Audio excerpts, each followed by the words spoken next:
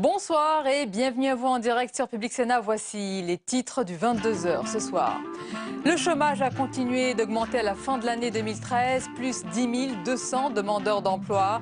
La promesse d'inversion de la courbe ne s'est pas réalisée. Le gouvernement met cependant en avant la stabilisation du chômage sur l'ensemble de l'année.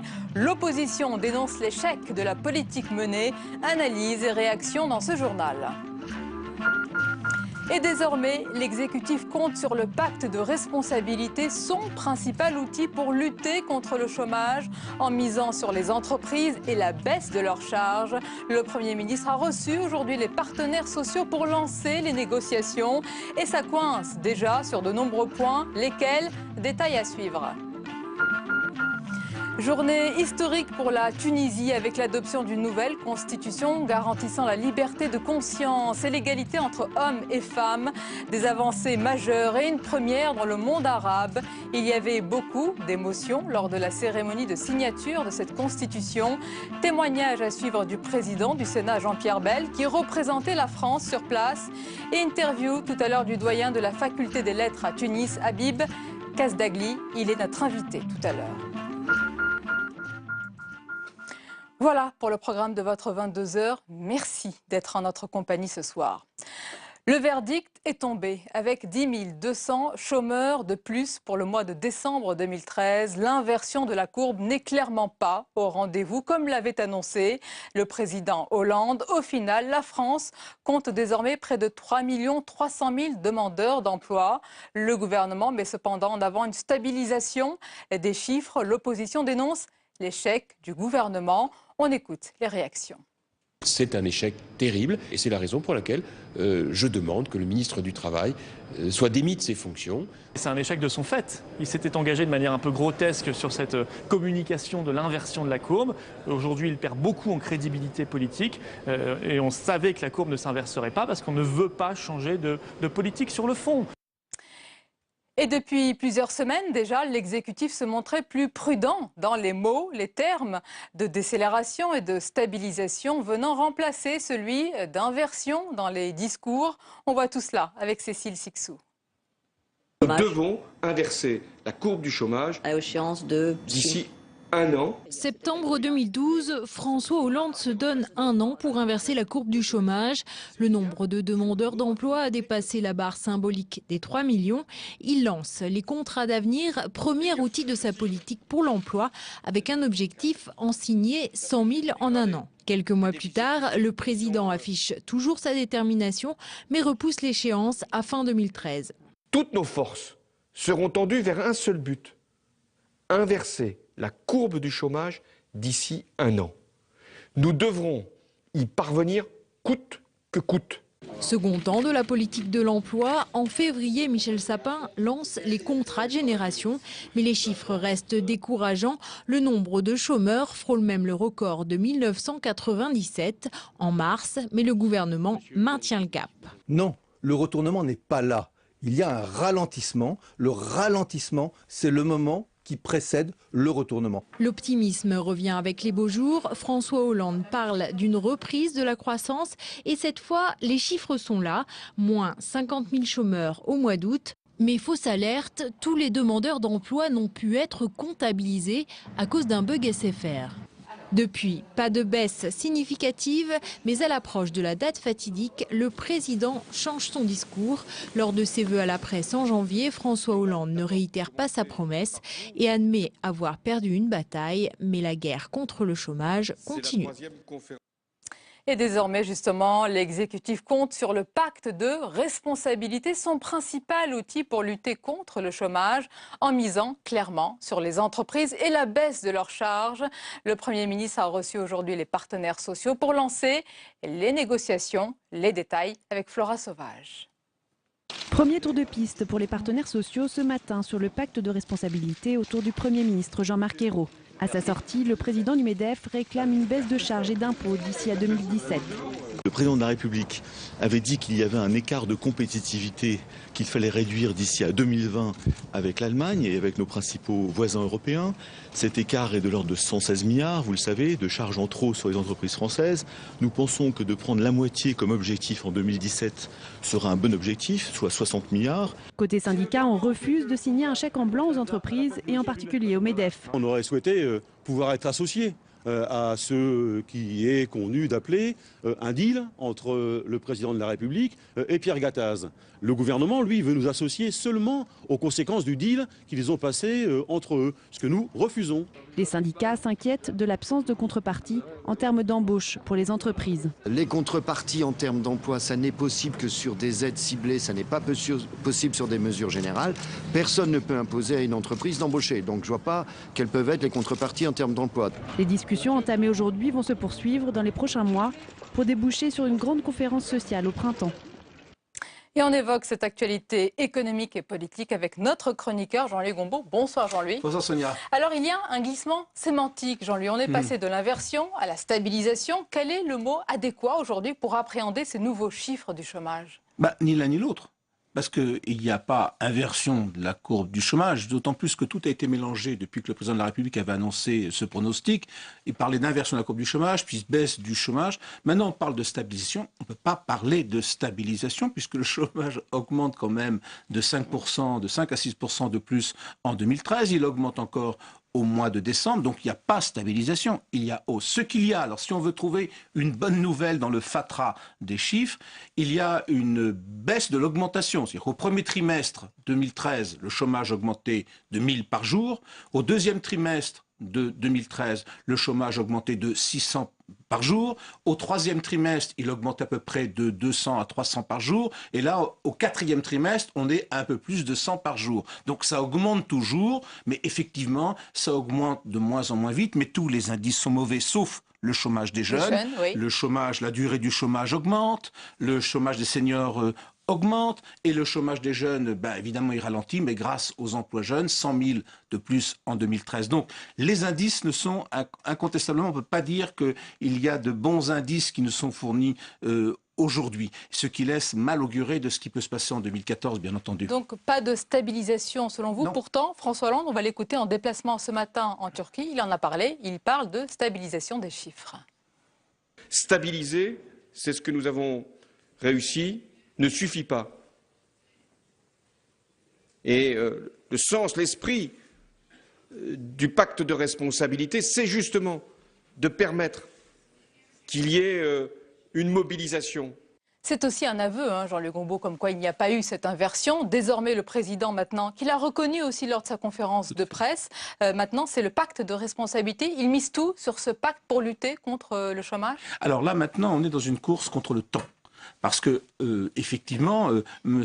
Ayrault, aujourd'hui même, a dit qu'il fallait accélérer la venue du pacte de responsabilité. Mais effectivement, le pacte de responsabilité n'entrera en vigueur qu'à partir de 2016. Donc il aura des effets peut-être en 2017. Donc il ne faut pas compter sur ce pacte pour ralentir le chômage en 2014 et 2015. Jusqu'en 2014-2015, on a le contrat impôt compétitivité emploi, le CICE, dont on peut attendre peut-être 30 000 emplois au cours de l'année. Donc si vous additionnez tout, vous avez 30 000 emplois qui vont être aidés par le CICE, et encore c'est pas sûr. Vous avez 450 000 emplois aidés, et là on va passer à 500 000 en 2014, ça peut également contribuer à stabiliser ce fameux chômage, mais tant qu'on n'aura pas cette satanée croissance, je ne vois pas comment je ne vois pas comment il est possible de baisser le chômage alors qu'il y a chaque année il y a 140 000 jeunes qui arrivent sur le marché pour demander un emploi. Encore un mot sur le pacte de responsabilité, Jean-Louis. On a vu que les négociations ont débuté aujourd'hui. Comment on va financer ce pacte de responsabilité? Où est-ce qu'elles sont les économies? Où est-ce qu'on va couper? Alors d'abord, il faut rappeler qu'il y a une innovation dans ce pacte de responsabilité qui, je crois, est très importante important qui n'a pas encore été signalé. Ce n'est pas la première fois que le gouvernement baisse les charges des entreprises. Depuis Raymond Barre, on n'arrête pas de baisser les charges des entreprises. Et au total, les charges des entreprises ont été baissées de l'ordre de 30 milliards depuis que M. Raymond Barre avait enclenché la mécanique. Et là, on va passer donc à plus 30 milliards, donc ça fait 60 milliards. Généralement, comment on finançait? On finançait soit parce qu'on creusait le déficit budgétaire, soit parce qu'on augmentait les impôts. Et là, la nouveauté, c'est que ça sera ni l'un ni l'autre, ça sera la baisse des dépenses publiques. Mais on ne sait pas encore où ni comment. Et pour ça, c'est à venir. Point d'interrogation. On ne sait pas. Il y a eu une première réunion qui a été organisée vendredi dernier. Pour l'instant, on a quelques vagues pistes, mais il faut noter quand même cette nouveauté. Le financement des baisses de charges passera dorénavant par la baisse des dépenses publiques. Et on va donc passer, on le verra, des paroles aux actes. Et on aura l'occasion d'en reparler ensemble. J'espère. Merci beaucoup Jean-Luc Combeau. Restez. La suite du 22h avec un présent, un tout autre sujet, c'est l'émotion. Et puis une page d'histoire qui s'écrit en Tunisie avec l'adoption à une écrasante majorité de la nouvelle constitution. L'hymne national a été chanté à l'unisson au moment de consensus lors de cette cérémonie de signature de la constitution. C'est l'aboutissement de 2 ans d'âpres négociations. Le texte qui fait référence à l'islam garantit la liberté de conscience et l'égalité entre hommes et femmes. Des avancées majeures et une première également dans le monde arabe. On voit tout cela avec Pauline Dame. Applaudissements, doigts enlevés en signe de victoire, embrassades. Après 2 ans de négociations chaotiques, les parlementaires tunisiens sont soulagés. La Tunisie a adopté dimanche une nouvelle constitution à une écrasante majorité. 200 voix pour, 12 contre, 4 abstentions. Nous avons le droit aujourd'hui d'être fiers de notre peuple, de notre nation et de notre pays. Mais nous devons retourner au travail. Une loi fondamentale qui instaure des dispositions progressistes inédites dans le monde arabe, comme le partage du pouvoir exécutif entre le Premier ministre et le Président, la liberté de conscience, de croyance et le libre exercice du culte, la parité homme-femme dans les assemblées élues ou encore l'égalité entre citoyens et citoyennes. Des avancées saluées par les associations des droits de l'homme, mais qui s'inquiètent toutefois de l'ambiguïté de certains articles. La liberté de conscience est reconnue, mais en même temps, l'État est considéré comme le garant du sacré. Par conséquent, nous n'avons pas de garantie suffisante pour que la liberté de conscience soit vraiment reconnue dans cette Constitution. Autre flou, l'article 20 reconnaît bien l'égalité entre les citoyennes et les citoyens dans la loi, mais pas l'égalité entre hommes et femmes en droit. Néanmoins, tous reconnaissent qu'il s'agit d'un texte historique qui doit permettre à ce pays, berceau du printemps arabe, de sortir d'une crise politique profonde. Et à notre compagnie ce soir pour parler de cette actualité, Habib Kasdagli, bonsoir. Bonsoir. Et bienvenue à vous. Vous êtes le doyen de la faculté des lettres de la Manouba à Tunis. Je vais rappeler, et puis on a lu il y a quelque temps dans les journaux de nombreux articles vous concernant et soulignant votre ténacité et votre combat face aux tentatives d'occupation de votre faculté. C'était il y a quelques mois par des extrémistes religieux, des salafistes d'ailleurs.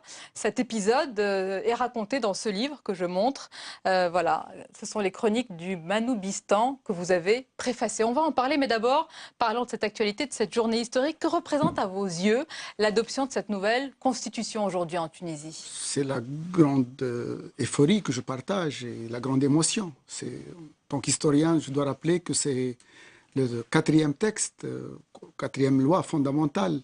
Il y en a eu 2 avant le protectorat français, en 1857. Je dois rappeler que le pacte fondamental, le 9 septembre 1857, puis la première constitution en 1861, et ensuite il y a eu la constitution de 59, c'est-à-dire qui a marqué le tournant de l'indépendance tunisienne.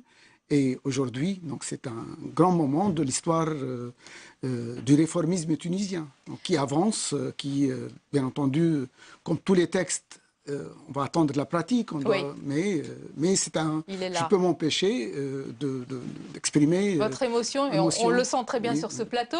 Est-ce qu'on peut dire, Habib Kasdagli, que c'est aussi la victoire de tous les Tunisiens et les Tunisiennes après 2 années, on le rappelle, de négociations, de coups de théâtre et de moments très noirs aussi? Oui, c'est l'occasion aussi de se rappeler tous ceux qui ont payé de leur vie et je suis ému pour rappeler Chokri Belaïd, le député Brahmi, le 25 juillet. Dont on a vu la fille d'ailleurs brandir le portrait aujourd'hui. De son père, oui. Ouais. Donc c'est, comme vous le dites, beaucoup on doit se rappeler tous ces gens-là, Lotfi Naqv à Tataouine, aussi à Gafsa. Donc il y a eu des gens qui ont payé de leur vie. Évidemment, devant ça, donc, notre résistance à la faculté, les artistes, la société civile, parce que tout ça, c'est vrai, c'est la joie de tous les Tunisiens. Je suis très heureux de voir, parce que dans le vote des articles 1 à 1, on n'est jamais arrivé à 200. Le maximum, c'était, je crois, 170, mais là, c'est 200. C'est une écrasante majorité. Oui. Donc, on ne peut que s'en réjouir. Et les élus de l'Assemblée, ils ont célébré l'événement en chantant l'hymne national, ils ont brandi les drapeaux tunisiens, ils avaient les doigts en signe de victoire. C'est un moment aussi d'unité et de consensus très rare de cette classe politique. Oui, mais c'est... Oui, parce que de toute façon, c'est un outil, la Constitution, et surtout qu'elle elle se fait au même moment avec l'annonce du nouveau gouvernement et la semaine dernière avec l'annonce de l'ISI, c'est-à-dire l'instance indépendante qui va préparer les élections. C'est tout ça. Oui, on va parler de cette échéance à venir, c'est très important. Selon vous, Habib Kasdagli, quels éléments qui sont inscrits, ça y est, aujourd'hui, noir sur blanc, dans cette Constitution, quels éléments sont pour vous prioritaires, fondamentaux pour la suite? Parce qu'elle préserve les acquis et est-ce qu'elle jette justement les fondements d'un État démocratique? Et là, je pose la question à l'historien que vous êtes. Oui, je pense. C'est-à-dire que tout est, comme vous le dites, d'abord c'est très important qu'on ne fait pas de revirement par rapport aux acquis de la Tunisie. L'article 1, c'est celui de 1959, donc il y a la continuité, alors que certains voulaient balayer d'un coup l'histoire de la Tunisie, et son fondateur, Habib Bourguiba, donc c'est aussi l'occasion de lui rendre hommage. Et puis... on a applaudi à l'évocation de son nom, Habib Bourguiba, aujourd'hui. Je m'en réjouis que si tout le monde est tombé d'accord, parce que, vous le savez, donc une partie de ceux qui sont à l'Assemblée ne voulaient pas entendre de son nom. Donc je ne peux... il y a toujours des moments où l'unité se retrouve, et je me réjouis prime, et c'est le plus important. Mais pour les avancées démocratiques, tout d'abord, il y a tout le chapitre concernant les libertés individuelles, les libertés publiques. C'est magnifique, c'est une avancée. Et surtout, à part les 3 pouvoirs connus, c'est pour la première fois l'introduction de la Cour constitutionnelle. Oui. Donc c'est... Tout ça, on ne peut qu'en s'en réjouir sur les plans des libertés. Il y a de nombreux chefs d'État. Également, il y a le secrétaire général de l'ONU aujourd'hui qui a qualifié, je cite, d'étape historique cette constitution en présentant, je cite encore, la Tunisie comme un possible modèle pour les autres peuples aspirant à des réformes, notamment dans le monde arabe. Est-ce que c'est le cas? Est-ce que vous voyez votre pays, ce pays, comme un modèle pour les autres? Non, je ne veux pas que c'est l'essentiel que les Tunisiens fassent leur devoir. Je pense qu'ils... c'est-à-dire ils font la continuité avec leur propre histoire, en la dépassant, en l'améliorant, c'est le plus important. Évidemment, nous-mêmes, nous aspirons de toutes les avancées démocratiques à travers le monde, l'universel, parce qu'il y avait un débat, il y avait un moment où on avait eu peur sur un certain nombre d'articles, celui 38, où on voulait... certaines tendances à l'identitaire, au repli identitaire, mais la Tunisie, elle est fière de ce qu'elle est. La Tunisie, elle a préservé sa tradition séculaire, oui. Et aussi ses relations avec le monde. Depuis, nous appartenons à la Méditerranée. Ah, donc c'est une Tunisie ouverte aussi. C'est cette constitution qui le prouve. Je n'utilise le mot identité que lorsque je l'ai dit identité plurielle. Bien sûr. Dans mes travaux, dans mes recherches. Et je suis content que le réformisme d'aujourd'hui, dans sa nouvelle version, il relie, ou bien nous avec cette volonté d'ouverture. Quel regard, Jean-Luc Goumbaud, vous portez sur cette journée historique et sur la situation en Tunisie? On a beaucoup parlé ensemble dans le 22h de la situation économique, des nombreux problèmes, la situation économique qui reste également très compliquée. Quel regard vous portez aujourd'hui sur cette accélération de l'histoire? Alors justement, le regard est plutôt une question. Comment vous expliquez que les forces qui s'opposaient disons, à tout ce que vous venez de nous exposer à l'instant, ont fini par céder? Est-ce que ça veut dire qu'à l'intérieur du peuple tunisien, il y a vraiment une pression progressiste qui a fini par s'imposer? Oui, Bien que c'est-à-dire les journées, les mois de mobilisation du mois d'août dernier, et évidemment, c'est-à-dire cette ténacité des femmes depuis le mois d'août 2012, au mois de mars, lorsqu'on avait brandi la charia, parce que nous venons de loin. Il faut le rappeler. Il faut le rappeler. Oui. Parce que quel chemin parcouru, oui. Le chemin parcouru. On nous parlait de charia, on nous parlait de la complémentarité homme-femme. Donc il y a eu une résistance. La société civile, elle a montré toute sa capacité. Les partis politiques attachés au modèle de la société. C'est une conjonction de forces, oui, mais de résistance, on peut le dire, qui ont... Aussi de facteurs régionaux. Bien aussi. sûr, évidemment. Habib Kazaglu, on va parler aussi de la suite. Je vais vous proposer d'écouter quelqu'un que vous connaissez, puisque vous l'avez rencontré. Et puis, il a représenté la France aujourd'hui lors de cette cérémonie. C'est le président du Sénat, Jean-Pierre Bel, qui était donc présent lors de cette cérémonie de signature de la nouvelle constitution tunisienne. On écoute sa réaction et son émotion également. J'ai ressenti beaucoup d'émotions parce que dans cet hémicycle où étaient réunis les députés femmes et hommes, beaucoup de femmes d'ailleurs, tunisiens, eh bien, on voyait là que quelque chose d'extrêmement important se produisait. Après des semaines et des semaines de travail, de confrontation aussi, de disputes entre eux, eh bien, une forme d'engouement de la part de chacun d'entre eux. Alors, il faut rester un peu calme et tranquille, mais sur le moment particulier que j'ai vécu ce matin était un moment extrêmement enthousiasmant, en espérant que ce grand espoir qui s'est levé pour la Tunisie, mais aussi peut-être pour les pays du bassin méditerranéen, soit un espoir qui débouche sur de véritables avancées pour la Tunisie et pour le peuple tunisien. Voilà, l'émotion et l'enthousiasme qui étaient contagieux, hein, apparemment. Vous le connaissez, le président du Sénat, je crois que vous l'avez déjà rencontré. Oui. Je salue sa déclaration que je partage, mais de mon point de vue de Tunisien. Bien sûr. Parce que nous étions, durant les 3 années, partagés entre inquiétude et espoir, mais nous n'avons jamais perdu espoir, même dans les moments les plus durs. Donc même dans les moments où beaucoup d'articles titraient l'hiver tunisien. Alors, oui. Et je salue tous ceux qui ont, c'est l'occasion de fêter, de partager cette fête avec les artistes, avec les universitaires tunisiens, avec tous ceux qui sont attachés, même des moments, et aussi, encore une fois, paix à l'âme de tous ceux qui nous ont quittés. Et qui ont versé de leur sang pour que s'écrive cette constitution. Pour leur dire que le malheur qui s'est... C'est un moment pour penser aux filles de Chokri Belaïd, aux enfants de Mohamed Brahmi, pour leur dire que la Tunisie, voilà, donc vous avez perdu des hommes qui vous sont chers, mais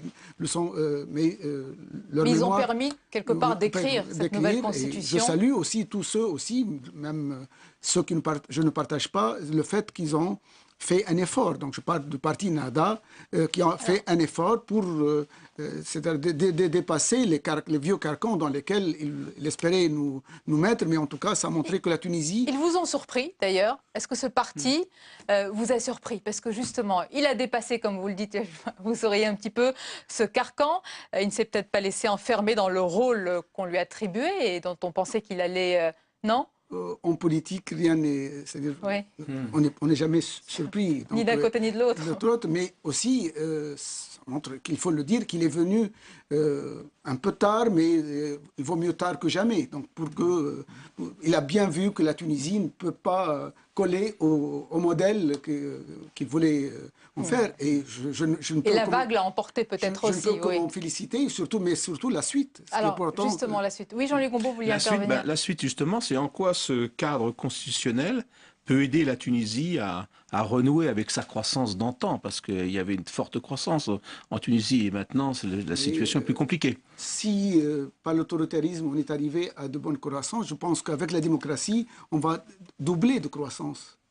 C'est important pour le pari, tous nos amis. La présence de tous les amis de Tunisie que vous avez cités, c'est des signes forts à nos partenaires. C'est un signal pour les investisseurs. Absolument. Oui. Parce que, puis, ce qui va suivre, c'est que on marque le passage vers la dernière phase de transition, avec un gouvernement qu'on espère. Bien sûr qu'il y a certaines choses qui n'ont pas été... mais en tout cas, nous sommes confiants, en tout cas je suis confiant. D'une nouvelle phase qui s'ouvre à la fois sur le plan politique, économique, comme vous l'avez dit, avec le retour des investisseurs. Je veux relativiser, parce que de toute façon c'est une période qui va durer, et l'objectif de cette étape, c'est de réaliser la feuille de route. Et au passage, je salue aussi bien le syndicat patronal que le syndicat ouvrier, l'UGTT, la grande UGTT, qui s'est mise, comme à chaque fois, là pour jouer son rôle. Qui a un rôle très important dans les négociations. Syndicales et nationales. Oui, donc elle renoue avec son rôle depuis Je voulais vous demander, est-ce que selon vous, la Tunisie a été à la hauteur de sa révolution? Oui. Oui, même si ça a été avec un prix. Je suis historien, je sais que dans toutes les révolutions, il y a un prix à payer, il y a du sang qui a coulé, mais je pense avec tout d'abord cette constitution, et j'espère que le gouvernement c'est-à-dire il y a des résultats, et avant tout, je pense, il y a la relance, etc., mais surtout, donc, message d'espoir, réussir le passage vers la période pérenne, c'est la période de la démocratie et de la justice sociale. Mais vous dites qu'il faut rester vigilant, il y a toujours des briseurs de rêves dans tous les pays qui peuvent nous confisquer. Ils ont essayé de nous confisquer. Ils ont essayé de le faire dans votre faculté. Oui, mais nous avons résisté. L'université a montré qu'elle était là. Et je profite pour saluer. Et vous êtes devenu l'un des emblèmes de la résistance au salafisme. C'est grâce à eux aussi, grâce à mes collègues, surtout collègues femmes. Merci beaucoup, aux étudiants et mes étudiantes. Et vous les remerciez, les femmes de Tunisie. Merci beaucoup d'avoir été notre invité. Merci Jean-Luc Gombault d'être resté avec nous. La dernière page du 22h à présent, avec tout ce qui vous a échappé dans le reste de l'actualité. Regardez, c'est le tour de l'info. Il est signé ce soir Sophie Normand-Couturier.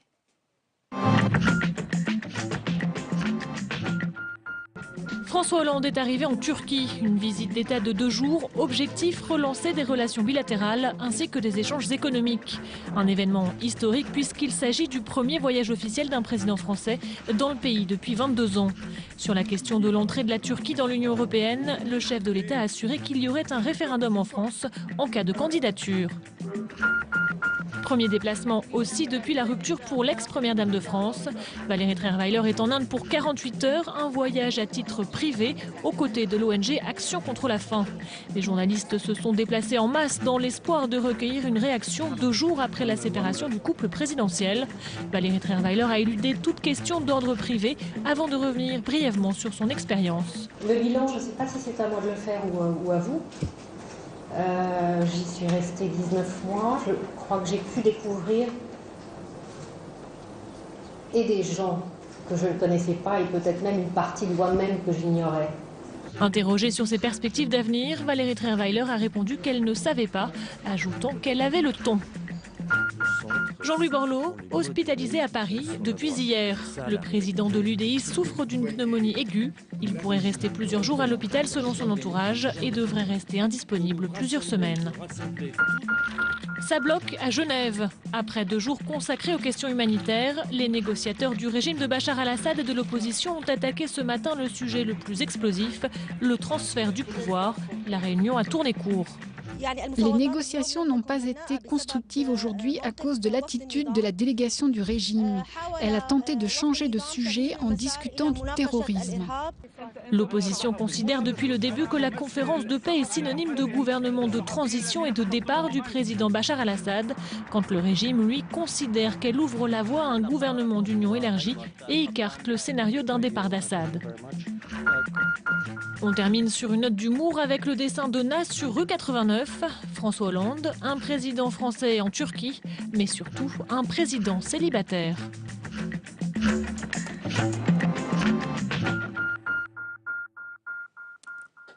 Et on arrive à la fin de ce journal. Merci de nous avoir suivis. Merci de votre fidélité. Et je vous propose de nous quitter en musique avec les rois de la French Touch. Ils ont tout raflé hier au Grammy Awards. Bien sûr, ce sont les Daft Punk.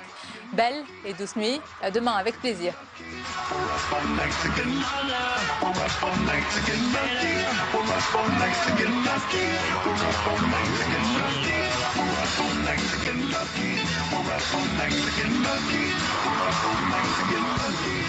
on, come on.